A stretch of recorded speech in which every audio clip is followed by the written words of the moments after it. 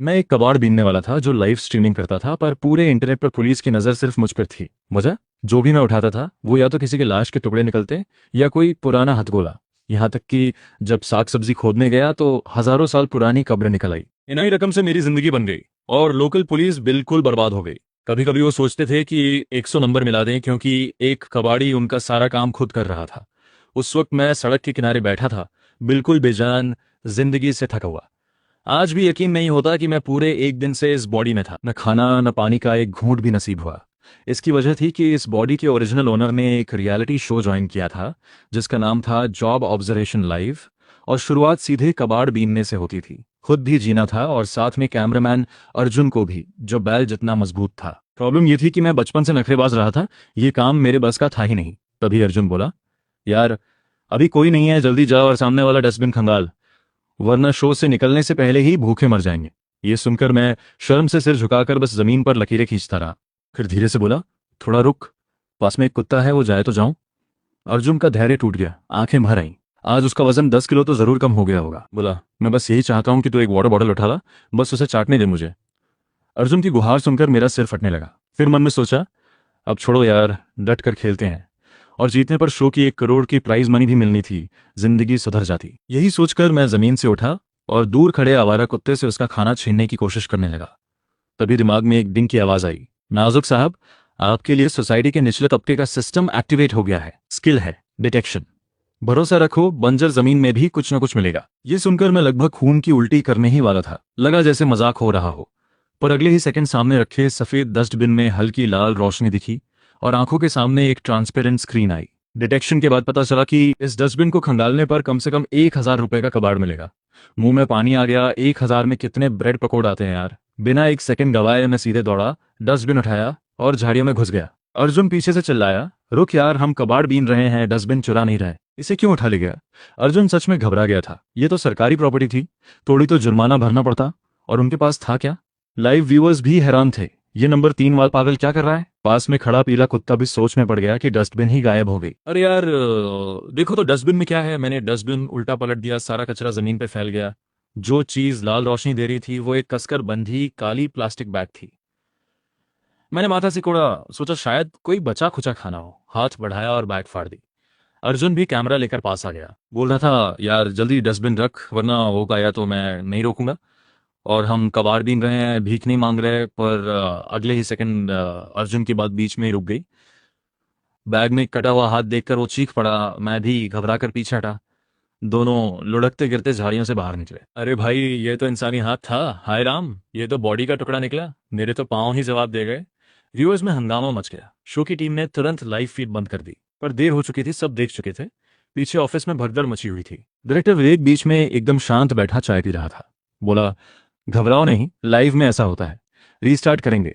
हाँ, बस number 3 contestant लिन यान पर नजर रखो, अगर मेंटली अनस्टेबल लगे तो उसे बाहर कर दो। सब लोगों ने हाँ में सिर हिलाया और मन ही मन डायरेक्टर को सल्यूट किया। इधर मैंने और अर्जुन ने पुलिस को कॉल किया। आधे घंटे में पूरी गली पुलिस की गाड़ियों से भर गई। लंबी चौड़ी बैरिकेडिंग हो गई। बाहर मोहल्ले वाले जमा थे। कोई जाने का नाम नहीं ले रहा था। जो चल फिर नहीं सकते उन्हें भी घर वाले उठा लाए थे। सब डरे हुए भी थे, पर अंदर से एक्साइटमेंट भी थी। बैरिकेड के अंदर इंस्पेक्टर विक्रम अपने सीनियर को रिपोर्ट दे रहा था। सर, जो बॉडी पार्ट मिला है उसका कट देखकर लग रहा है कि यह पहले वाले केस से जुड़ा है। कंफर्म करने के लिए टेस्ट लगाना पड़ेगा। इंस्पेक्टर विक्रम ने सिर हिलाया, एविडेंस पैक करवाया।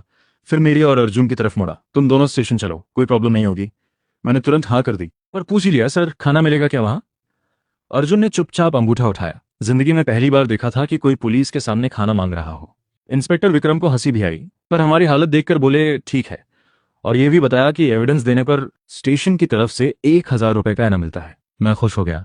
तो सिस्टम ने जो 1,000 बताया था वो ये था। हम दोनों खुशी खुशी गाड़ी में बैठ गए। स्टेटमेंट हो गई, पैसे मिले और इंस्पेक्टर विक्रम को हंसते हुए बाय करके हम निकले। वो दरवाजे पर खड़े थे। एक सांस ली, फिर सोचने लगे। उन्हें लगा था कि ये दोनों घबरा जाएंगे, पर इन्होंने खाना खाया, उनका भी और साथ की कॉलीग का भी, पूरे 7 बोल्स नूडल्स। तब जाकर माने। हम दोनों निकलकर फिर से लाइव हो गए। 2 कदम चले ही थे कि अर्जुन बोला, भाई कुछ और खिला दे यार। वहां इंस्पेक्टर साहब देख रहे थे। ठीक से खाया नहीं। मैंने बिना सोचे हाँ कर दी। बेबीक्यू खाने का प्लान बना लिया। रात हो चुकी थी। बेबीक्यू स्ट्रीट पर कुछ ना कुछ तो मिल ही जाएगा। हम बेबीक्यू स्ट्रीट पर पहुंचे। बैठे, ऑर्डर दिया। तभी दरवाजे के पास वाले डस्टबिन में वही लाल रोशनी दिखी जैसी दोपहर में थी। सिस्टम ने अलर्ट दिया, डिटेक्शन कंप्लीट। इस डस्टबिन को खंगालने पर कम से कम 1,000 रुपए का इनाम मिल सकता है। जल्दी करो। मैं घूट निगला उठा और सीधे डस्टबिन की तरफ चल दिया। वैसी काली प्लास्टिक बैग मिली। हाथ थोड़ा कांपने लगा। अर्जुन को कॉल करने ही वाला था कि तभी बीबीक्यू शॉप का मालिक आ गया। गुस्से में बोला, क्यों रे, क्या कर रहा है? वो बैग रख, कचरा अंदर कौन लाता है? तू आया तभी से कुछ गड़बड़ लग रहा था और अब मेरे दरवाजे पर कबाड़ बीन रहा है। मुझे कुछ नहीं सूझा, चुप रहा। मालिक ने मेरी चुप्पी देखी, फिर कांपते हाथ देखे। मन में आया, कुछ कीमती है क्या? ये सोचकर उसने झपट कर बैग छीन ली। ये मेरी दुकान का सामान है, मुझे पता है, मैंने खुद रखा था। तू चोरी करने आया है? अभी 100 नंबर मिलाता हूँ। दोनों एक दूसरे से आगे बढ़ता तो बोले जा रहे थे। मैं बस देखता रहा। हद है, कुछ भी क्लेम कर लेते हैं। मैंने चुपचाप पूछा, तुम श्योर हो ये तुम्हारी चीज है? बिल्कुल, हमारे स्टाफ ने देखा है। खाना है तो खाओ, नहीं तो मेरा टाइम वेस्ट मत करो। ये कहकर वो बैग लेकर अंदर चला गया। मैंने अर्जुन से हाथ बढ़ाया, फोन दे जरा, स्टेशन को कॉल करना है। पूछना है कि जो इसने क्लेम किया उसमें और इनाम मिलेगा क्या। जल्दी कॉल लगा। हेलो सर, मैं लिन येन बोल रहा हूँ। जो आज आया था वो सामान शायद फिर मिला है, बीबीक्यू स्ट्रीट पर किंग बीबीक्यू में। और शॉप ओनर बोल रहा है वो उसका है, उसके पास गवाह भी है। हाँ हाँ जी, आप जल्दी आ जाइए। कॉल काटी और अगले सेकेंड ही दुकानदार बैग लेकर चिल्लाता हुआ बाहर निकला। बचाओ, भागो, अरे कोई है, 100 नंबर मिलाओ। अर्जुन ने कैमरा उठाया और लाइव शुरू। व्यूअर्स का तूफान आ गया। कंग्रेट्स नंबर 3, फिर से बॉडी पार्ट। अब तो हजारों लोग हैं लाइव में। सुबह 100 भी नहीं थे, अब देखो। ये तो अनोखा है। बॉडी पार्ट पजल कोई और करता है क्या? नंबर 3 तो एकदम अलग है। ये सब मुझे नहीं पता था क्योंकि उस वक्त मैं इन्वेस्टिगेशन में था। दुकानदार रो रहा था। मैंने कहा, भाई रो मत, जो किया उसकी जिम्मेदारी लो, आगे ध्यान रखना। यह सुनकर वो और जोर से रोने लगा। इंस्पेक्टर विक्रम ने डांटकर उसे ले जाने को कहा, फिर शक भरी नजरों से मेरी और अर्जुन की तरफ देखा। एक ही दिन में 2 बार की एविडेंस, ये नॉर्मल नहीं लगता। मैं घबरा गया, झट से बोला, सर सच में कोइंसिडेंस है, हम तो बस थोड़ा रिलैक्स करने आए थे। डस्टबिन भरी देखी तो सोचा कोई बोतल मिल जाए। इंस्पेक्टर विक्रम ने एक गहरी सांस ली। पूरी टीम ने घंटों खोजबीन की पर कुछ नहीं मिला, और इन दोनों ने बिना कोशिश किए 2 बार एविडेंस ढूंढ दिया। बोले, ठीक है चलो स्टेशन, प्रोसेस जानते हो, जल्दी निपटाते हैं। चलने लगे, फिर पलट कर बोले, सुनो, आज रात सभी डस्टबिन की चेकिंग होगी। मैं वहीं खड़ा रह गया। मतलब मेरा धंधा बंद? इंस्पेक्टर साहब मेरा काम छीन रहे थे क्या? गाड़ी में बैठते वक्त अर्जुन ने किसी की टेबल से बीबीक्यू उठा लिया। पैसे दे दिए थे। वो सोचता था कि छोड़ने से क्या फायदा। स्टेटमेंट हुई। रात बहुत हो गई थी। अर्जुन मुंह लटकाए बैठा था। भाई कैंटीन बंद है, ये मीट कैसे खाए? मैंने चारों तरफ नजर दौड़ाई और नजर गई गैटमैन अंकल की छोटी सी कुटिया पर। अंकल सोने गए? आपके पास छोटा स्टोव है क्या? थोड़ा बीबीक्यू गर्म करना था। अरे आपके पास दारू भी है? अंकल के हैरान चेहरे के बावजूद मैं अर्जुन को लेकर अंदर घुस गया। बीबीक्यू और दारू तीनों एक छोटी सी टेबल पर बैठ गए। एक घूंट, एक टुकड़ा, मजा आ गया। अंकल आप तो बड़े मस्त हो, गेट की ड्यूटी और ऊपर से दारू भी। अंकल ने यह सुना और अचानक वाह करके रो पड़े। यार मेरी जिंदगी बहुत कठिन रही है। पहले वाले को 50 साल से वेट करता रहा, उसकी घरवाली हटी, मेरी बारी आई, पर आज उसने शादी कर ली और मुझे इनवाइट भी नहीं किया। कम से कम गिफ्ट तो दे आता। मैं अंकल को हैरान होकर देखता रहा, फिर उठा और बोला, अंकल रो मत, मैं 2 बॉटल और लाता हूँ। आज रात हम साथ पियेंगे। बाहर गया, पास की दुकान से जाने लगा, पर 2 मिनट बाद दौड़ता हुआ लोहे का बड़ा डस्टबिन उठाकर वापस आया, जोर से रख दिया टेबल पर। अंकल पलकें झपकाते रहे। बेटे अंकल कितना भी पी ले, इतने बड़े डिब्बे में नहीं पीते, और ये लीक तो नहीं करेगा? उधर इंस्पेक्टर विक्रम सफाई कर्मचारी की ड्रेस में अपनी टीम को डस्टबिन चेक करवा रहा था। सब ध्यान से देखो, एक कबाड़ी 2 बार एविडेंस ढूंढ चुका है, मतलब सस्पेक्ट जानबूझकर यहां छोड़ रहा है। आखिरी पैकेट जरूर किसी डस्टबिन में है। टीम ने सुना और जोश में लग गए, पर सोच रहे थे कि हमारे रहते कोई कबाड़ी हमसे पहले नहीं ढूंढेगा। पर कई स्ट्रीट्स खंगालने के बाद गाड़ी में सिर्फ प्लास्टिक बॉटल्स थीं। सबको लगा खाली हाथ जाना ठीक नहीं। इंस्पेक्टर विक्रम उन बॉटल्स को देखते हुए सोचने लगे, इनको बेचें तो शायद 150 मिल जाए, और अगले ही पल खुद घबरा गए। ये मैं क्या सोच रहा हूँ, मिशन पर हूँ। तभी फोन बजा। देखा, गेट पर तैनात सुरेश अंकल का कॉल था। बात करें तो सुरेश अंकल का एक्सपीरियंस लाजवाब था। 30 साल से गेट की ड्यूटी, फैक्ट्री गेट हो, बिल्डिंग हो, यहाँ तक कि गर्ल्स हॉस्टल भी, हर गेट का अनुभव था, और रेपुटेशन भी बेदाग, हमेशा सीरियस और काम में ऑनेस्ट। कॉल उठाया तो सुरेश अंकल चिल्ला रहे थे, इंस्पेक्टर साहब जल्दी आओ, डस्टबिन में हेड है, स्टेशन के बाहर वाले डस्टबिन में। इंस्पेक्टर विक्रम का दिमाग सुन्न हो गया। सिर्फ एक ही बात दिमाग में थी, स्टेशन के बाहर वाला डस्टबिन। खुद को संभाला, फिर दूर खड़े टीम को आवाज लगाई, सब वापस चलो, अभी टीम हैरन। सर अचानक, अभी कुछ स्ट्रीट्स बची हैं, थोड़ा और देखते हैं। आज तो अच्छी अर्निंग हो जाती। हाँ, तुम लोगों को नहीं पता डस्टबिन में कितना सामान होता है। मुझे तो एक स्मार्ट वॉच मिली, बिल्कुल नहीं, वो कुछ नहीं, मुझे एक जोड़ी सॉक्स मिली, गेस करो कौन सी ब्रांड। इंस्पेक्टर विक्रम की नसें माथे पर उभर आई। सबको भूल गए हो काम क्या है। जिसने भी कहा था कि स्टेशन के बाहर वाले डस्टबिन में कुछ नहीं होगा, वो 3,000 वर्ड्स की रिपोर्ट लिखेगा। 1 घंटे बाद इंस्पेक्टर विक्रम टीम के साथ स्टेशन पहुंचे। अंदर आए तो वो दोनों नालायक और गैटमैन सुरेश अंकल तीनों एक जगह सिर झुकाए बैठे थे। सामने चांदी जैसा डस्टबिन रखा था। इंस्पेक्टर विक्रम के दांत पीसे जा रहे थे। पूरी टीम को लगाया था, घंटों डस्टबिन खंगाले और आखिर में घर के दरवाजे पर ही मिला। सुरेश अंकल से पूरी बात सुनी तो और बुरा हुआ। सुरेश अंकल, 30 साल से ड्यूटी कर रहे हो, ये नहीं पता कि ड्यूटी पर दारू नहीं पीते? कोई भी एक्सक्यूज नहीं चलेगा। और तुम दोनों पैसे लेकर गए नहीं, बैठे हो बीबी की और पानी पूरी खाते। बताओ, डस्टबिन क्यों खंगाल रहे थे? क्या बीबी की उड़कर डस्टबिन में चला गया? इंस्पेक्टर विक्रम को यकीन ही नहीं हो रहा था कि ऐसा भी होता है, पर हो गया। मैं भी चुप था, कुछ कहना मुश्किल था, पर देखा कि साहब टूटने वाले हैं तो हंसकर बोला, सर मेरी गलती थी, अब कसम खाता हूँ कोई डस्टबिन नहीं खंगालूंगा। सच बताऊं, अब वैसे भी डस्टबिन में कुछ मिलता नहीं, पता नहीं बॉटल्स कहाँ चली जाती हैं आजकल। पर ये कहते कहते मेरी नजर पड़ी कि कुछ पुलिसमैन गाड़ी से सैक्स खींच रहे थे भरे हुए कचरे से। मैंने तुरंत बात बदली। अरे सर चिंता मत करो, मैं आपसे कॉम्प नहीं करूंगा। वैसे चाहो तो मैं शो के रिसाइकलिंग सेंटर से कांटेक्ट कराऊं, हमारे यहाँ रेट थोड़ा ज्यादा मिलता है। कट जैसी आवाज आई। इंस्पेक्टर विक्रम का एक दांत टूट गया, शायद केस सॉल्व हो गया था। खुश होना चाहिए था, पर जाने क्यों हंसी नहीं आ रही थी। आधे घंटे बाद हम 1,000 रुपये लेकर स्टेशन से बाहर निकले। आसमान में हल्की रोशनियां लगी थी। मैं और अर्जुन दोनों थककर चूर हो गए थे। अर्जुन बोला, भाई बस हो गया यार, पहले कहीं सोने की जगह ढूंढते हैं, या फिर दिन में सोएं रात को निकलें, कंपटीशन भी कम रहेगा। मैं ठुड्डी सहलाते हुए अर्जुन का आइडिया सोच रहा था, पर सोएं कहाँ? ये गेम 15 दिन का था, 3,000 रुपये में होटल तो सपने में भी नहीं। शहर के होटल का तो सवाल ही नहीं था। सोचकर मैं अर्जुन को लेकर एक ऑटो में बैठा। भाई शहर से बाहर चलो, कहीं भी जहां लेट कर सो सके। ये कहते ही हम दोनों ने लंबी लंबी जमाइयां ली। ड्राइवर ने इंजन स्टार्ट किया और पीछे से जोरदार खर्राटों की आवाज आने लगी। शीशे में देखा, दोनों गहरी नींद में जा चुके थे। ड्राइवर ने दांत पीसे, छोकरे हैं पर लगता है रात भर जागे हैं, बिल्कुल मेरे बेटे जैसे। ड्राइवर बड़बड़ाते हुए गाड़ी लेकर शहर से बाहर निकल गया। वो नींद ऐसी थी जैसे किसी ने बेहोश कर दिया हो। हवा भी चल रही थी, जमीन भी नरम थी।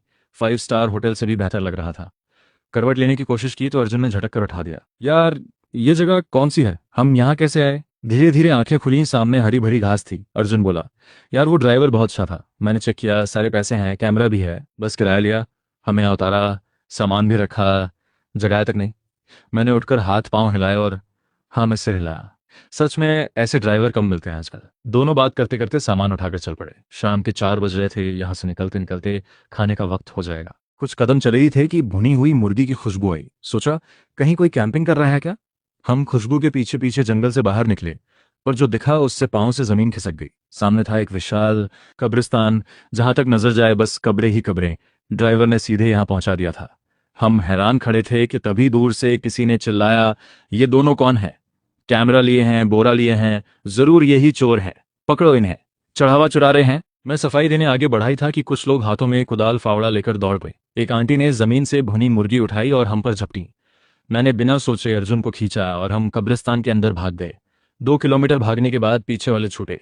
अर्जुन हाफता हुआ बोला, यार और नहीं भागा जाता, सुनो तुम थोड़ा हेल्प करते, मैं 10 किलो का कैमरा लेकर भाग रहा हूँ। वो आंटी मुर्गी से मारने वाली थी, मैं भी हाँफ रहा था।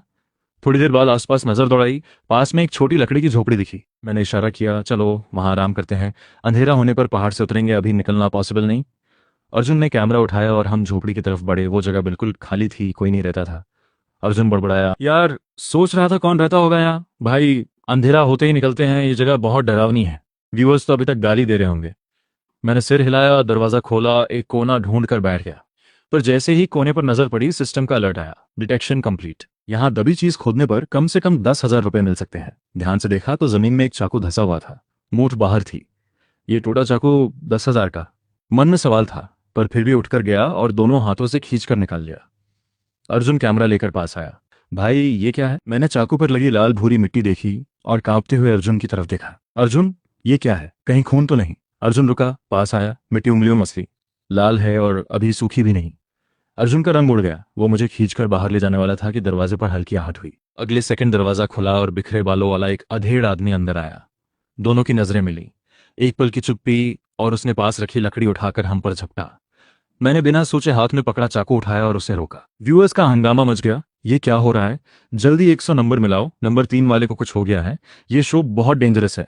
शो की टीम पूरी तरह पैनिक में थी। कल से लेकर अब तक एक के बाद एक घटना। पहले तीसरी काली बैग, फिर ये। कैमरा संभाल रहा था अर्जुन, तो कुछ ज्यादा दिखा नहीं, वरना शो बंद हो जाता। सब लोग स्क्रीन चिपके बैठे थे, तैयार कि कुछ गड़बड़ हुआ तो तुरंत लाइव बंद करेंगे। डायरेक्टर बोला, घबराओ मत, सब कोइंसिडेंस है, शो पर कोई असर नहीं पड़ेगा। ये कहकर उसने पॉकेट से बीपी की दवा निकाली और चुपचाप 2 गोलियां निकली। उधर पुलिस स्टेशन में इंस्पेक्टर विक्रम और टीम काले घेरों के साथ केस डिस्कस कर रहे थे। लैब रिपोर्ट आ गई थी। सारे क्लूज मिलाकर देखें तो क्राइम सीन शायद शहर के बाहर हैजहान ग्रेवयार्ड है। 5 मिनट में निकलते हैं। इंस्पेक्टर विक्रम का ऑर्डर सुनते ही सब हरकत में आए। तभी उन्हें याद आया, एक कांस्टेबल को बुलाया, लिन यान पर नजर रखने को कहा था। वो कहाँ है? शहर से बाहर गए क्या? कांस्टेबल ने झट से फोन निकाला और लाइव खोला, पर स्क्रीन पर आने से पहले ही चीखों की आवाजें आई। इंस्पेक्टर विक्रम ने झांक कर देखा, कैमरा हिल रहा था, अर्जुन भागता हुआ दिख रहा था, पीछे एक अधेड़ आदमी लकड़ी लेकर दौड़ रहा था। इंस्पेक्टर विक्रम ने उस आदमी की चाल देखी और मन में कुछ खटका। ये फिगर हमने जो सस्पेक्ट डिस्क्राइब किया था उससे मिलती तो है। कांस्टेबल ने आंखें फाड़कर कहा, सर ये तो हैजहान ग्रेवयार्ड है, दोपहर को ये वहीं सो रहे थे, जगह भी सेम। इंस्पेक्टर विक्रम ने थकी हुई आंखें बंद कर ली। पूरे आधे मिनट चुप रहे। फाइनेंस डिपार्टमेंट को बोलो इनाम के पेपर्स तैयार रखें, चलते हैं साथ। साफ था वो अधेड़ ही सस्पेक्ट था। उधर कब्रिस्तान के पीछे जंगल में भगदड़ मची थी। वो आदमी आधे घंटे से पीछे था।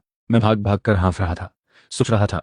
मैंने बस चाकू की पीठ से मारा था, इतना क्यों पीछे पड़ा है? अर्जुन चिल्लाया, रुक यार, और नहीं भागा जाता? लिनयान, थोड़ी तो कॉन्शियंस रख, कैमरा ले ले मेरा। मैं सोच ही रहा था कि पीछे से धड़ाम की आवाज आई। हम दोनों रुके, पलट कर देखा।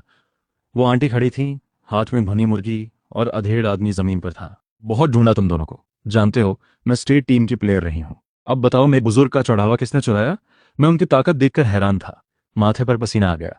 झट से जेब में हाथ डाला, 200 रुपए निकाले। आंटी, ये सब गलतफहमी है, हम कबाड़ी हैं, ये 200 रुपए रखो, अंकल के लिए नया चढ़ावा ले आना। शाम होते होते हैजहान ग्रेवयार्ड के बाहर गाड़ियों की लंबी कतार लग गई। पुलिस आई, मीडिया भी आई। रिपोर्टर्स कैमरास लेकर भागते हुए अंदर घुसे। इंस्पेक्टर विक्रम बाहर खड़े थे, चेहरे पर कोई एक्सप्रेशन नहीं। और हाँ, वो आदमी सच में सस्पेक्ट निकला। पुलिस को देखते ही रोते हुए सब बोल दिया। बस एक शर्त रखी, उस आंटी को दूर रखा जाए और मुर्गी से ना मारे। सीन क्लियर हुआ तो मैंने इधर उधर नजर घुमाई। यहाँ राख का कलश तो नहीं मिलेगा? मैंने पूछा। आसपास पुलिस वालों की नजरें तरेरती देखी तो चुपचाप सिर झुका लिया। तभी रिपोर्टर्स की भीड़ इंस्पेक्टर विक्रम पर टूट पड़ी। सर, 2 दिन में केस सॉल्व फैक्टोरियल कोई सीक्रेट टेक्निक है क्या? सर, रात वाली डस्टबिन ऑपरेशन से कोई कनेक्शन था? इंस्पेक्टर विक्रम के चेहरे की नसें फड़कने लगी। क्या बोलते? कि 2 कबाड़ियों ने बिना कोशिश किए केस सॉल्व करवा दिया? उन्होंने गहरी सांस ली। इन्वेस्टिगेशन अभी जारी है, डिटेल्स शेयर नहीं कर सकते। तभी भीड़ में से एक रिपोर्टर मेरी तरफ लपका। आप नंबर 3 लिन यान है ना? यहाँ कैसे?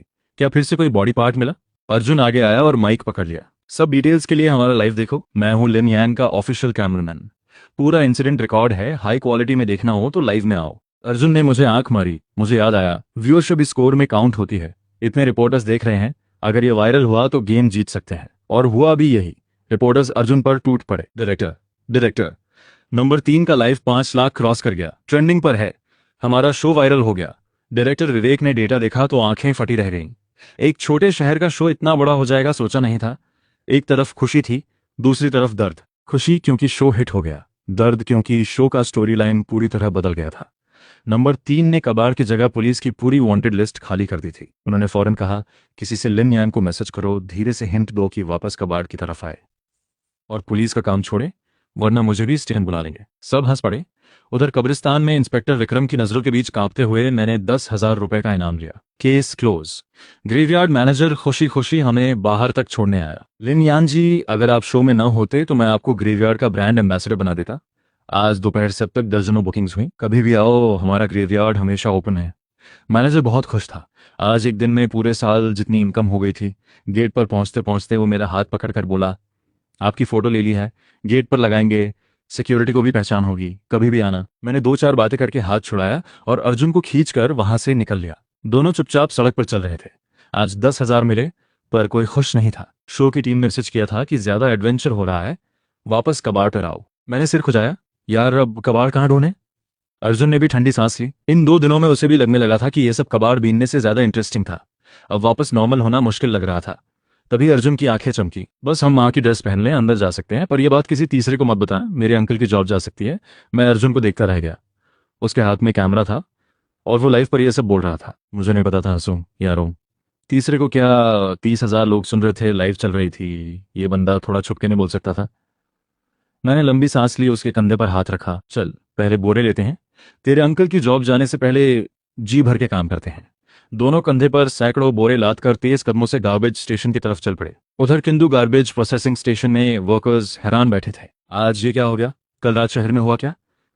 पहली बार देखा इतना साफ कचरा, एक चीज नहीं बिकने लायक। हाँ यार, घंटों सॉर्टिंग की, कुछ नहीं मिला। कुछ तो गड़बड़ है। अर्जुन, तेरे कोई रिलेटिव है ना उस कबाड़ शो में? उन्हीं ने तो नहीं साफ कर दिया सब? अर्जुन के अंकल ने सोचते हुए सिर हिलाया। पहले रोज सॉर्टिंग से 50-60 रुपए निकल जाते थे, आज कुछ नहीं। तभी उनका फोन बजा और उन्होंने जल्दी से बाहर आकर कॉल उठाया। मैं और अर्जुन उनसे मिले, साथ में कब्रिस्तान से लाए फल थे, उन्हें दे दिए। अंकल मान गए, बोले आज वैसे भी कुछ है नहीं यहाँ, अंदर जाओ, जो मिले उठाओ। कॉलीग्स को थोड़े फल बांट दो, कोई कुछ नहीं बोलेगा। हम दोनों काम में लगे। अंकल ने सबको फल बांटे। तभी किसी ने चौंक कर कहा, यह एप्पल पर कुछ लिखा है। अंकल ने देखा, एप्पल पर कुछ खुदा हुआ था। उन्हें देखकर समझ नहीं आया कि यह क्या था। उधर गार्बेज स्टेशन में मैं और अर्जुन कचरे के ढेर पर बैठे एक दूसरे को देख रहे थे। पूरे आधे घंटे में एक टूटा तार भी नहीं मिला। मैंने 100 रुपए के बोरे देखे और मन डूब गया। तभी अर्जुन ने माथा ठोका। यार समझ आया, हम कल रात का कचरा खोद रहे हैं। कल रात पुलिस वाले यही छानते रहे, जो भी कुछ था सब उठा ले गए। ये सुनकर मैंने आंखें बंद कर ली। कितनी बड़ी गलती थी, पहले सोचा क्यों नहीं। पर एक बात थी, इंस्पेक्टर विक्रम कचरा उठाने में उस्ताद निकले। एप्पल्स दे दिए, बोरे खरीद लिए, खाली हाथ नहीं जाएंगे। यार और ढूंढते हैं, इतने बड़े ढेर में कुछ ना कुछ तो होगा। अंकल बताते हैं कि छोटी छोटी चीजें नहीं उठाते। हम दोनों ने हिम्मत करके छोटे छोटे फावड़े उठाए और खोदने लगे। तभी खट की आवाज आई, धातु से धातु टकराई। अर्जुन कैमरा लेकर दौड़ा। अरे किस्मत अच्छी है, लगता है ये पहले से दबा था, ढेर बाद में बना।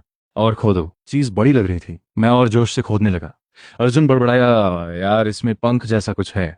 मुझे भी कुछ समझ नहीं आया, पर अंकल बहुत एक्साइटेड हो गए। इतने साल में पहली बार ऐसा देखा। रुको, लोगों को बुलाता हूँ, पहले पूरा निकालते हैं। थोड़ी देर में अंकल कई कॉलीग्स को लेकर आए। सबने मिलकर खोदा और एक बड़ा गड्ढा बना दिया। जब ऊपरी हिस्सा पूरा बाहर आया, सबके मुंह खुले के खुले रह गए। वो एक ओवल शेप का बम था। हाय राम, ये तो बॉम्ब है। मैंने क्या कहा था, वो एप्पल खाना नहीं था। ये शहर कितना जादुई है, तुम सब जानते हो। सब दूर जाओ। अंकल पागल हो गए क्या? ये बॉम्ब है और तुम बिजली के खंभे पर चढ़ रहे हो। ब्लास्ट हुआ तो और ऊंचे उड़ोगे। सब घबरा गए। मैं भी खंभे के पीछे छुप गया। दिमाग सुन्न था। सोचा था अच्छे से कबाड़ मिलेगा, ये तो बॉम्ब निकल आया। और कम से कम 2 मीटर लंबा था। सबसे गुस्सा ये था कि सिस्टम का अलर्ट बॉम्ब का सिर दिखने के बाद आया। अगर थोड़ा और देर से आता तो पूरा निकाल चुके होते। तब किसी ने कांपती आवाज में पूछा, अब क्या करें? पुलिस को बुलाएं? मैंने माथे पर हाथ मारा और सबको खुशी से बोला, हाँ हाँ, जल्दी कॉल करो। स्टेशन में मेरी जान पहचान है, इंस्पेक्टर विक्रम को बोलो। पास में अर्जुन अंकल को धीरे से बोला, अंकल वो एप्पल्स बचे हैं, आज रात कुछ गड़बड़ लग रहा है। बॉम्ब के सामने 3 एप्पल्स रख देते हैं। अंकल का मुंह खुला रह गया। लाइव व्यूअर्स बहुत एक्साइटेड थे। मुझे पता था, 2 घंटे से देख रहा था, काम आया। ये गार्बेज स्टेशन में बॉम्ब कैसे? पहले चेक नहीं किया था क्या? अरे भाई, हमारे यहाँ ऐसे बहुत हैं। मेरे बचपन में घर पे एक था, पापा उसी पे बिठा देते थे। इस उम्र तक बचे तो बस लक है। अब ये दोनों इंस्पेक्टर विक्रम की फिर खबर लेंगे। उधर स्टेशन में इंस्पेक्टर विक्रम और टीम 2 दिन रात के बाद थककर चूर हो गए थे। वॉशरूम में दीवार पकड़े बिना खड़े नहीं हो पा रहे थे। पर केस लगभग खत्म था। इंस्पेक्टर विक्रम ने टीम को देखा, सबकी आंखों के नीचे काले घेरे थे। हाथ बजाकर बोले, बस थोड़ा और, केस समरी करते हैं फिर आराम। इस बार जल्दी सॉल्व हुआ, ऊपर खुश हैं। कल से बारी बारी छुट्टी मिलेगी। अभी बात पूरी भी नहीं हुई थी कि धड़ाम से दरवाजा खुला। सर, लिन येन ने फिर कुछ कर दिया। गार्बेज स्टेशन में बॉम्ब मिला और उन्होंने बॉम्ब के सामने अगरबत्ती जला दी। इंस्पेक्टर विक्रम का बीपी 1 सेकंड में चढ़ गया। फायर डिपार्टमेंट और बॉम्ब स्क्वाड को अभी इन्फॉर्म करो। सबकी छुट्टी कैंसिल। गार्बेज स्टेशन चलो। पूरा स्टेशन हरकत में आ गया। एक के बाद एक पुलिस कार्स निकलने लगी। गार्बेज स्टेशन में बॉम्ब के सामने मैंने और अर्जुन ने KFC के बचे हुए 3 एप्पल्स रखे और हाथ जोड़ लिए। अंकल और बाकी लोग मुंह खुला किए देखते रहे। किसी ने बॉम्ब को इस तरह प्रे करते नहीं देखा था। एक ने अंकल से पूछा, यार ये तेरे रिलेटिव्स बचपन में दरवाजे से टकराए थे क्या? सच में ये दोनों नॉर्मल नहीं है? कब्रिस्तान में जाकर कमाई करने वाले पहले देखे नहीं? तू ज्यादा बात मत कर, तूने ही सबसे ज्यादा एप्पल्स खाए। एक गया था नेचुरल डेथ वाले पर, एक गया था यंग डेथ वाले पर, तीसरा था डाइड टू सून वाले पर। हिसाब लगा कितने चक्कर लगाने पड़ेंगे। इन लोगों की बातों में पुलिस आ गई। इंस्पेक्टर विक्रम तेज कदमों से आए, पर गार्बेज स्टेशन के लोगों ने उन्हें देखा। सब हैरान, ये पुलिस है, इनकी आंखों के नीचे ये काले घेरे कैसे? अंकल आगे बढ़े, पहली लाइन में बोले, आप इंस्पेक्टर विक्रम हैं? बहुत शुक्रिया। कोई पांडा पार्टी तो नहीं छोड़ी ना हमारे लिए? इंस्पेक्टर विक्रम ने दांत भींचे, थकी हुई आंखों से मुझे और अर्जुन को घूरा। देर तक देखते रहे, फिर एक गहरी सांस ली और बिना एक भी शब्द बोले आगे बढ़ गए। सब बॉम्ब सूट पहनो, पहले आसपास का सारा ढेर हटाओ, ध्यान रखना। थोड़ी देर में बॉम्ब स्क्वाड और फायर ब्रिगेड भी आ गई। सब मिलकर खोदने लगे, पर बॉम्ब स्क्वाड वालों को जल्दी कुछ अजीब लगा। पुलिस के लोगों के हाथ में बोरे थे, एक हाथ में बोरा, दूसरे में फावड़ा। बॉम्ब स्क्वाड का कैप्टन चिल्लाया, क्या कर रहे हो? देख नहीं रहे कैसे लगे हुए हैं? जल्दी करो, इनसे पीछे नहीं रहना। बहुत लोग थे, हाथ लगाया तो काम तेज हो गया। सुबह होते होते पूरा ढेर साफ हो गया। नीचे पुराना जंग खाया हुआ बॉम्ब पड़ा था। इंस्पेक्टर विक्रम ने राहत की सांस ली, हाथ बजाए, मेरी और अर्जुन की तरफ आए। अब जाओ, बाकी काम बॉम्ब स्क्वाड का है। 10,000 का इनाम स्टेशन से ले लेना। उधर डायरेक्टर विवेक सोकर उठे तो लगा दुनिया खत्म हो गई। इंस्पेक्टर विक्रम बहुत अच्छे इंसान हैं, इनाम भी दिया और टिकट भी खुद से करवाई। ऐसे इंसान कहाँ मिलते हैं? इंस्पेक्टर साहब को छोड़ने का मन नहीं। अर्जुन ने मुंह बनाया, मुझे घसीटते हुए बाहर निकाला। भाई थोड़ा सोचो, अगर हम और रुके तो इंस्पेक्टर साहब कुछ भी कर सकते हैं। दोनों जल्दी जल्दी सिटी ईस्ट बस स्टेशन पहुंचे, टिकट ली, बस में बैठे। बस चली तो मैंने बाहर देखा, जम्हाई आई। अर्जुन कितनी देर है? थोड़ी नींद लेनी थी। अर्जुन ने टिकट निकाली। डेस्टिनेशन मोचन, ट्रैवल टाइम 128 घंटे। चैन से सो जा, जल्दी नहीं उतरना। 128 घंटे, ये तो हजारों किलोमीटर दूर है। और गेम सिर्फ 15 दिन का है, 1/3 टाइम तो रास्ते में ही जाएगा। यह नहीं होगा। जैसे ही किन्जो की बॉर्डर आए उतर जाएंगे, चाहे बीच जंगल हो। उधर स्टेशन में इंस्पेक्टर विक्रम फोन पर बात कर रहे थे। यार कंफर्म है ना, दोनों बस में बैठ गए? शुक्रिया यार। सुन, क्या बस का दरवाजा वेल्ड हो सकता है? नहीं हो सकता? ठीक है, कोई बात नहीं, बाद में खाना खाते हैं। इंस्पेक्टर विक्रम ने चैन से फोन रखा। आखिर गए। मोचिंग तक तो कई दिन लगेंगे, वापस आने की सोचे, तब तक गेम खत्म। इंस्पेक्टर विक्रम खुशी में थे कि तभी दरवाजा खुला। एक कांस्टेबल फाइल लेकर आया। सर, ऊपर से कॉल आया है, किन्जो के बाहर आर्मी एक्सरसाइज होगी 3 दिन, हमें फील्ड क्लीन अप में हेल्प करनी है। इंस्पेक्टर विक्रम ने माथा सिकोड़ा। यह काम हमें क्यों दिया? सर, ऊपर से बोला कि हमारी टीम फील्ड क्लीन अप में एक्सपर्ट है। इंस्पेक्टर विक्रम ने एक कड़वी सांस ली, मन ही मन कुछ बोले जो बोलने लायक नहीं था। उधर बस में हमने ड्राइवर से लड़ झगड़ कर चिंजो की बॉर्डर पर उतरवाया। बस गई तो मैंने चैन की सांस ली।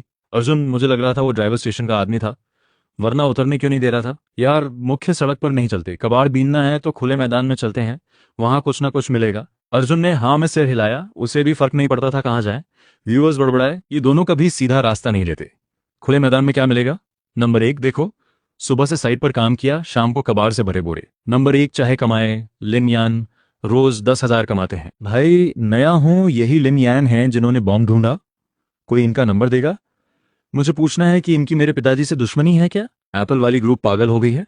मैं और अर्जुन 2 घंटे चलते रहे, थक गए, एक छोटे जंगल में बैठ गए। अर्जुन, नेविगेशन देख, निकलने में कितना टाइम है? अर्जुन ने फोन निकाला, रूट देखा और चेहरा उतर गया। यार गेम ओवर, सीधे आगे जाएं तो पहाड़ है, उसके पीछे दूसरा स्टेट है, वापस जाना पड़ेगा। और यहाँ खुला मैदान है, एक टुकड़ा कबाड़ नहीं। मैंने नेविगेशन देखा, सच में गलती हो गई थी। पर वापस किंजू? कभी नहीं। मैंने अर्जुन का कंधा थपथपाया। चल आगे बढ़ते हैं, इतने बड़े मैदान में कुछ ना कुछ तो मिलेगा। बात खत्म भी नहीं हुई थी कि ऊपर से एक तेज आवाज आई। देखा, एक चक्के जितना बड़ा छोटा सा प्लेन धुआं उगलता हुआ हमारे सिर के ऊपर पेड़ में जा घुसा। धमाका हुआ, चिंगारी हुई और धातु के टुकड़े हमारे सामने बिखर गए। अर्जुन ने आंखें फाड़ कर देखा, मैंने भी हैरान होकर नाक पर हाथ रखा। यार ये कबाड़ में आता है, इस हाल में तो कोई नुकसान नहीं होगा उठाने में। थोड़ी देर में हम दोनों ने सारे टुकड़े उठाए, आग जलाई, आधा किलो तांबे की तार मिली। तभी अर्जुन ने पेड़ से ड्रोन का खोल उतारा और मेरे मुंह के सामने लाया। यार देखिए क्या है। मैंने लेकर देखा, उस पर छोटे छोटे अक्षरों में लिखा था, western theatre command, reconnaissance unit, official drone. मैंने घूंट निगला, नीचे जले हुए टुकड़े देखे और मन में अंधेरा छा गया। ड्रोन हमने नहीं गिराया था, पर उसके अंदर जो भी मेटल था सब जला दिया था, बस खोल बचा था। अर्जुन बोला, भाई टेंशन मत लो, जब तक अंदर हो मैं हर महीने मिलने आऊंगा। आर्मी का सामान बर्बाद करने पर 3 साल होते हैं, 1 महीने में 1 बार आऊंगा। ये सुनकर मैं घबरा गया, झट से अर्जुन का फोन छीना। अभी किन्जो स्टेशन को कॉल करता हूँ, बोलूंगा जानबूझकर नहीं किया, माफी चाहता हूँ। कॉल की पर लाइन बिजी, फिर बिजी। लाइव व्यूअर्स का हंगामा था, हो गया खेल। अभी तक एक पीस कबाड़ नहीं मिला और अब जेल जाएंगे। यार इतना ज्यादा बिजी क्यों है? लगा है सब लोग एक साथ रिपोर्ट कर रहे हैं। अरे थोड़ा सा रहम करो, डायरेक्टर एक बर्बाद बैठा था। डायरेक्टर था तो जिम्मेदार उसकी ही होती। मुन्नम्बली फोन उठाया, एक नंबर डायल किया। सुनो, अभी जो बोलूं कोई सवाल मत करना, मैंने कुछ पैसे छुपाए थे। सुनो, टॉयलेट के नीचे, फर्श के बीच में, लिविंग रूम की छत में, पानी के पाइप के पास, बालकनी में, एसी के पीछे और पड़ोसी के घर बेड के पास। उधर इंस्पेक्टर विक्रम भी टीम लेकर निकल पड़े थे। गाड़ी में बैठे बैठे उन्होंने 3 लंबी सांसें ली, खुद को समझाया, ठीक है कबाड़ बीनने में टैलेंट है तो है, स्टेशन के लिए कमाई ही समझो। अभी मन शांत हुआ ही था कि फोन वाइब्रेट हुआ। अर्जुन का मैसेज था। सर सॉरी टू डिस्टर्ब, बात यह है कि हमें एक ड्रोन मिला, पूछना था कि क्या स्टेशन को चाहिए। वेस्टर्न थिएटर कमांड का है, नंबर भी है। इंस्पेक्टर विक्रम ने कुछ सेकंड्स चुप रहकर दांत भींचे और लाइव खोला। एक नज़र में समझ गए ये वही जगह है जहां उन्हें क्लीन अप करने जाना था। ये दोनों वहां कैसे पहुंचे? क्या स्टेशन में कोई इनसाइडर है? वरना हर बार इन दोनों को पहले कैसे पता चल जाता है? इंस्पेक्टर विक्रम सोच में डूब गए। उधर मैदान में अर्जुन मैसेज भेजकर मेरी तरफ मुड़ा। भाई घबराओ मत, मैसेज कर दिया। और वैसे लाइव में किसी ने बताया कि यहाँ कुछ दिन पहले आर्मी एक्सरसाइज थी। ये ड्रोन वहीं का बचा होगा, कोई प्रॉब्लम नहीं। और जब तक प्राइवेटली सेल नहीं करते, स्टेशन पर जमा करने पर इनाम भी मिलता है। जितनी वैल्यू उतना ज्यादा। मैंने फोन लिया, उस कमेंट को पढ़ा। यूजर नेम था गेटमैन चेन अंकल और उन्होंने डिटेल में सब लिखा था। प्रोफाइल पिक्चर में स्टेशन के बाहर का डस्टबिन था। ये तो स्टेशन के गेटमैन थे। इनकी बात पर भरोसा करें तो काम बन सकता था। मैंने राहत की सांस ली। साथ ही दिमाग में एक आइडिया आया। मैंने अर्जुन को देखा। अर्जुन, अब काम होगा। दोनों मैदान में और अंदर गए, रैक से जमीन खंगालते चले। 1 घंटे से ज्यादा हो गया, एक प्लास्टिक का टुकड़ा नहीं मिला। हाँ, जहां जहां रेक फिराई वो जमीन इतनी साफ हो गई कि एक बारिश के बाद सीधे खेती हो सकती थी। सिस्टम का कोई अलर्ट नहीं आया। मैं थककर रेक को जमीन में ठोक दिया। धड़ाम से लगी, हाथ सुन्न हो गए। अर्जुन पलटा, रेक देखी। भाई सच बोलो, कुछ छुपा रखा है क्या? ये तो डिटेक्टर जैसे काम कर रहा है। वो बैठ गया और छोटी कोदाल से खोदने लगा। मैं भी बैठ गया। थोड़ी देर में जमीन से एक गोल चीज निकली। अर्जुन चिल्लाया, ये तो हैंड ग्रेनेड है। मैंने भी घूंट निकला। एकदम साबुत, रेडी टू यूज ग्रेनेड। पर यह खुले मैदान में कैसे? कोई भी आ जा सकता है, अगर गलत हाथों में पड़े तो बड़ी मुसीबत। मैंने बोरे में रखा और अर्जुन से बोला, और खोदो। अर्जुन ने भी हाँ में सिर हिलाया। दोनों पेट के बल लेटकर खोदने लगे। आधे घंटे में दर्जनों ग्रेनेड्स निकले और सब साबुत। व्यूअर्स भी हैरान थे। ये प्रॉप्स तो नहीं? नहीं यार, एक्सरसाइज वाली बात है, रियल है। अर्जुन भाई कुछ हमें भी दे दो दिखाने के लिए। व्यूअर्स की तादाद बढ़ती जा रही थी। देखते देखते लाइव में 50 लाख लोग थे। इंस्पेक्टर विक्रम परेशान थे क्योंकि आर्मी के बड़े ऑफिसर ने पर्सनली कॉल किया। क्लीन अप के लिए तुम्हें भेजा था और वहां 2 कबाड़ी लाइव स्ट्रीम कर रहे हैं। इंस्पेक्टर विक्रम ड्राइवर को तेज चलाने के लिए कहते रहे। उधर दूसरे कंटेस्टेंट्स को अपने लाइव व्यूअर्स कम होते दिखे। ढूंढा तो पता चला सब लिन यान की स्ट्रीम पर गए। एक ने बाकी सबको बताया और देखते देखते सब उठकर चल पड़े। पैसे जोड़कर एक ट्रैक्टर हायर की और मैदान की तरफ निकल पड़े। गार्बेज स्टेशन के बाकी वर्कर्स भी देखकर साथ हो लिए। रास्ते में जो भी मिला, प्रोफेशनल हो या आम आदमी, सब क्यू में लग गए। डायरेक्टर विवेक अपना बैग पैक कर रहे थे। स्टेशन जाकर माफी मांगने की तैयारी थी।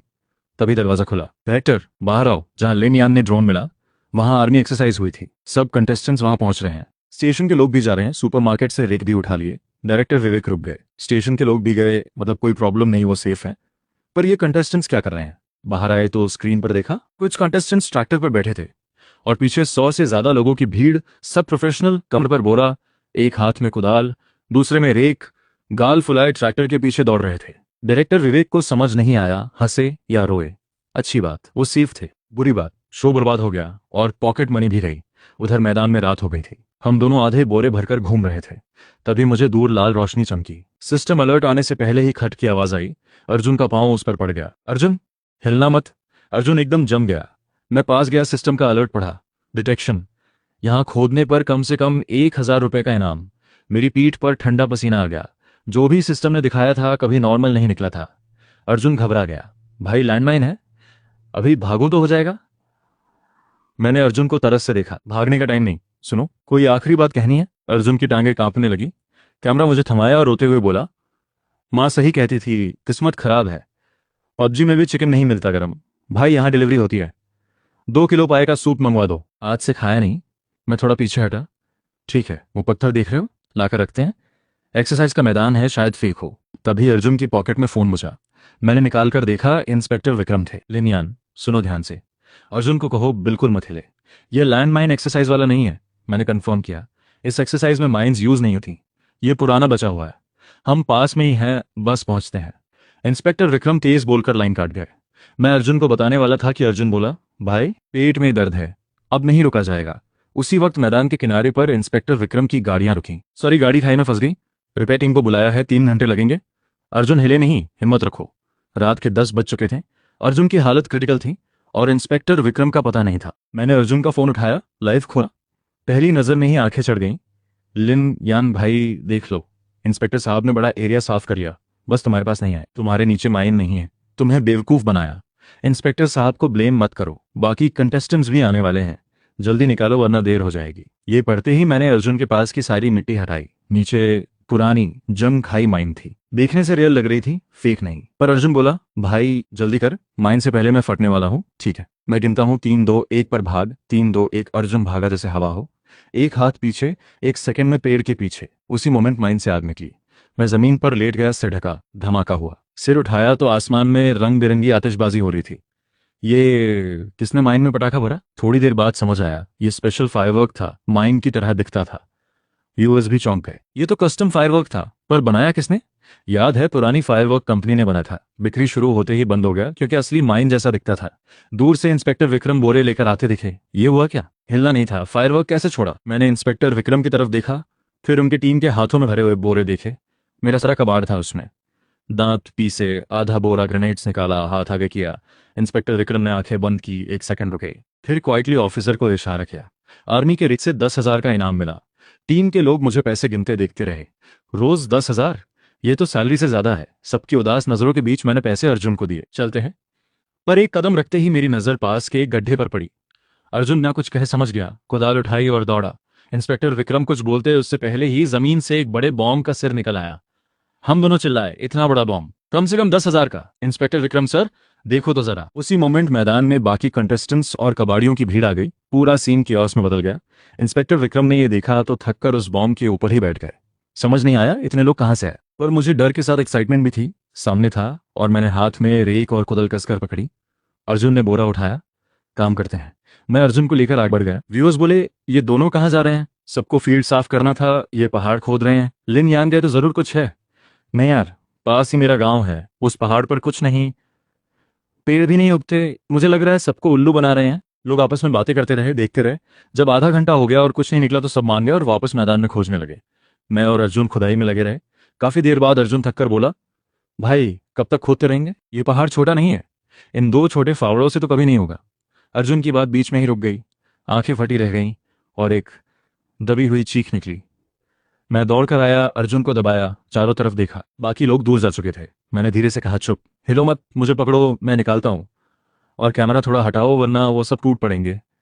एक रात में ये पहाड़ साफ कर देंगे। अर्जुन होश में आया, हाथ बढ़ाया और खींचने में हेल्प की।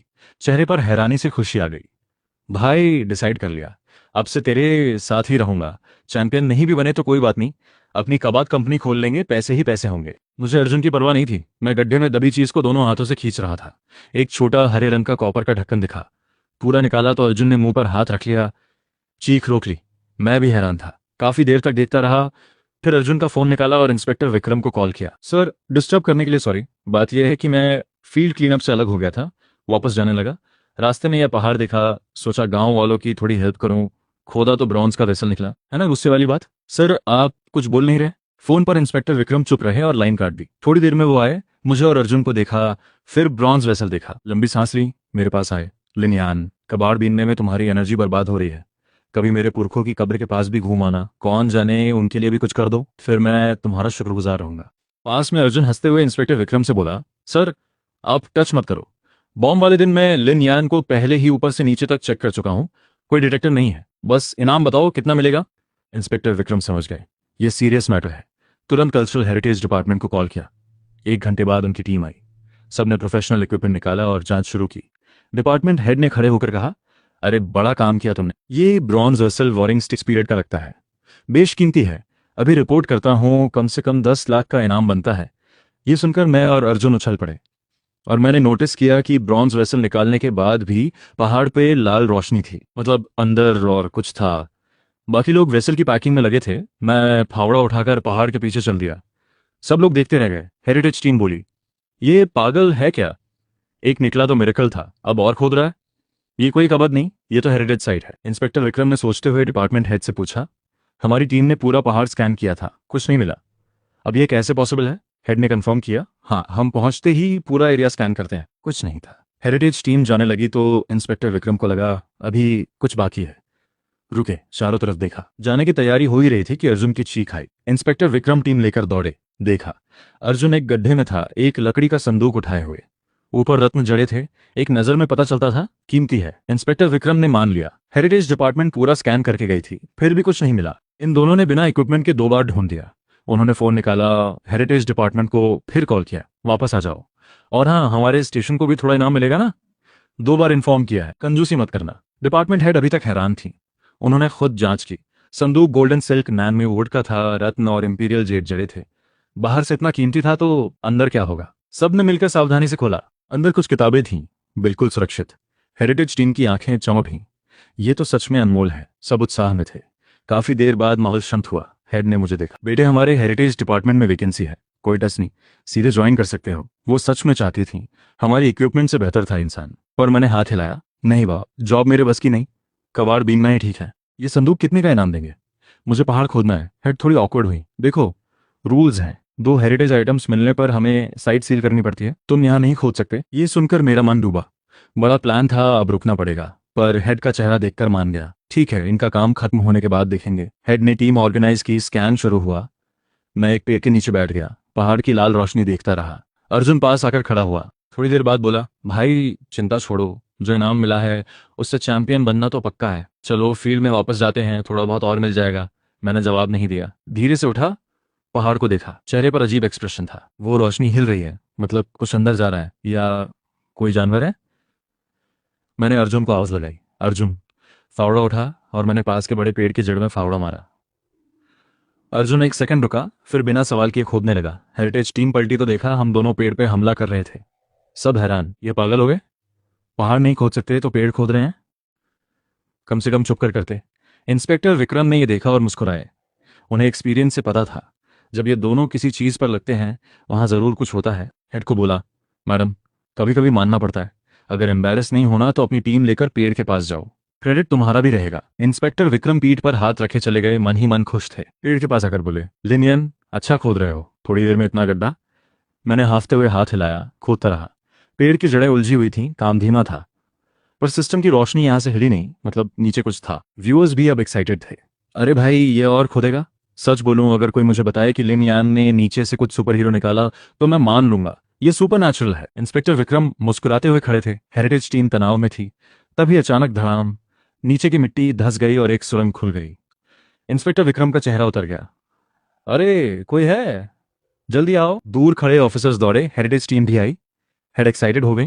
उनके एक्सपीरियंस से पता था, पहाड़ में हेरिटेज, पेड़ के नीचे सुरंग, इसका मतलब एक ही था, यहाँ कोई टूम था और यह टूम रेडर्स की बनाई सुरंग थी। सब रेस्क्यू की तैयारी में थे कि नीचे से आवाज आई, अर्जुन, अर्जुन, रैक दो, जल्दी, नीचे कई लोग हैं, लगता है टूम रेडर्स हैं, हाथ में हथियार भी है। सब एक पल के लिए जम गए। हेरिटेज टीम के कुछ लोग जो नीचे उतरने वाले थे वो चुपके से पीछे हट गए। तभी एक मोटी सी फिगर, हाथ में कैमरा, बिना रुके सुरंग में कूद गई। नीचे से एक जोरदार आवाज आई। सब हैरान। इंस्पेक्टर विक्रम ने टीम को देखा। खड़े क्यों हो, सुना नहीं? जाओ, और खुद भी कूद गए। नीचे में एक टूम रेडर के ऊपर बैठा था, दोनों हाथों से पकड़े हुए था। जब गिरा था तो उसी पर गिरा जो नीचे बैठा था। समझ गया सिचुएशन सीरियस है, ऊपर चिल्लाया। रेडर्स घबरा गए, एक दूसरे को छोड़कर भागने लगे। अर्जुन नीचे उतरा, उठा और सबसे पहले कैमरा सीधा किया। भाई, अंदर बहुत डार्क है, थोड़ा ऊंचा देखो, वरना स्क्रीन ब्लैक दिखेगी और मेरी सैलरी कट जाएगी। मैंने सिर घुमाया, अर्जुन को देखा। यार अभी ये सोच रहा है? लंबी सांस ली, अर्जुन को खींचा और रेडर्स के पीछे भागे। मैंने देखा था, उनके पास हथियार थे, वो ले थे।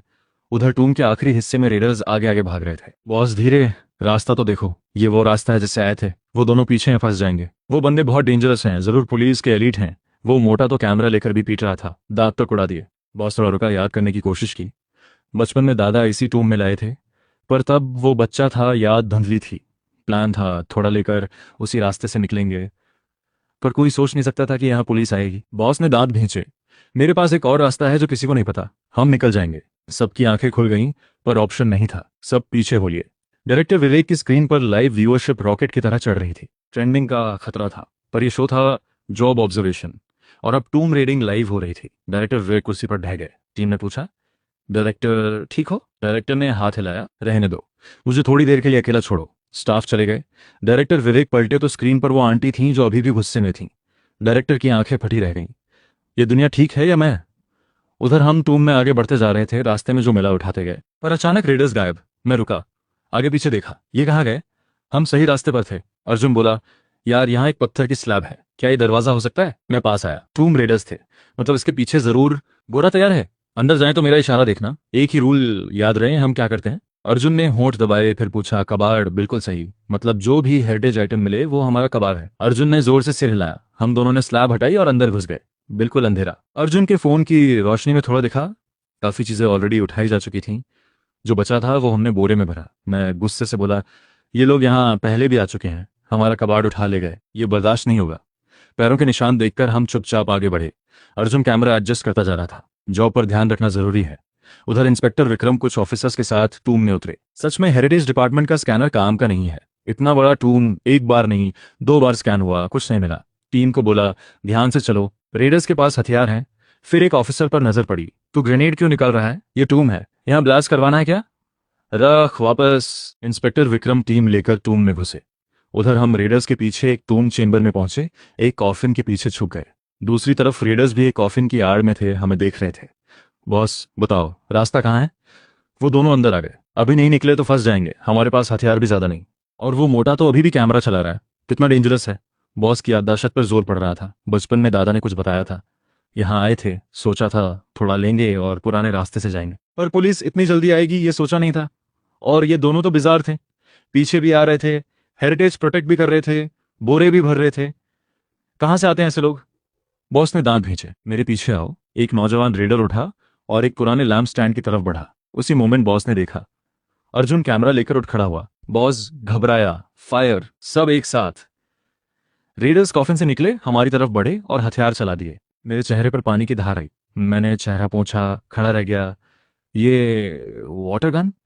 इन लोगों के पास असली हथियार नहीं था, वाटर गन लाए थे।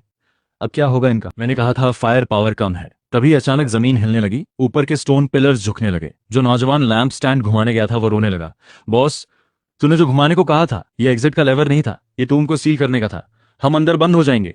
बॉस ने ऊपर देखा, मिट्टी गिर रही थी। भागो, कोई जगह ढूंढो। वो पत्थर का प्लेटफॉर्म देखो, उसके नीचे जगह है। सबने देखा, पास में एक आधे आदमी जितना ऊंचा स्टोन प्लेटफॉर्म था, नीचे खाली जगह थी, कई लोग समा सकते थे, कोई ऑप्शन नहीं था। रेडर्स एक दूसरे को धकेलते हुए नीचे घुस गए। बॉस ने अंदर झांका। वो दोनों पुलिस वाले कहाँ गए? कहीं बाहर दब तो नहीं गए? बात खत्म भी नहीं हुई थी कि बगल से एक जोरदार थप्पड़ हवा में आया। मैंने ठंडे चेहरे से कहा, कौन दबा बाहर?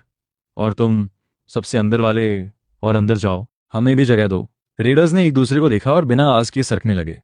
मैं अर्जुन को लेकर घुस गया। एक सेकंड पहले दुश्मन थे, अब एक साथ दबे पड़े थे। माहौल बहुत ऑकवर्ड था। मैंने गला खखारा और चुप्पी तोड़ी। गाइस, गलत फहमी मत करो, हम पुलिस नहीं है, कबाड़ी है। हाँ, बाहर जरूर पुलिस है, अब निकलना मुश्किल है। तुम लोग हमारे गवाह बनो। जो हमने उठाया वो कबाड़ था, तुमने खुद देखा है। सबकी नजरें अर्जुन के बोरे पर गईं, जिसमें कुछ हिल रहा था, आवाजें आ रही थी। सबने घूट निकला, ये हेरिटेज आइटम्स है। मैंने देखा कोई नहीं बोला, तो जोर से कहा, सुनो, जब पुलिस आए तो तुम लोग बोलना कि तुम टूम रेडर्स हो, हम दोनों के बारे में बोलना कि हम कबाड़ी हैं। अगर बोरे के बारे में पूछें तो कहना हमने यहीं से उठाया, कबाड़ था, समझे? सबने हाँ में सिर हिलाया। एक रेडर ने हिम्मत करके कहा, एक आइडिया है, कह सकते हैं टूम कोलैप्स हो रहा था तो आप दोनों ने हेरिटेज प्रोटेक्ट किया। पुलिस कुछ नहीं बोलेगी, शायद तारीफ भी हो, बस बदले में हमारे लिए गुड वर्ड बोल दो, पहली बार है हमारी, कुछ हेल्प हो जाए। मेरी आंखें चमकी। रेडर्स में भी टैलेंट था, मैंने तुरंत हाँ की।